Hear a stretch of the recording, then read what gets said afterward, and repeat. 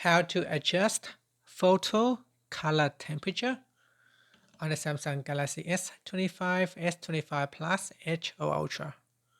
First, tap on the home button to return back to the home screen. Now from the home screen, open up the Gallery app. Then in here, we select a picture that you would like to edit. Next, we then go down and tap on the edit button. Then tap on the tone button here in the middle. Now at the top, swipe across and select temperature. Then we drag on the slider bar to the left or to the right to change the temperature of the pictures.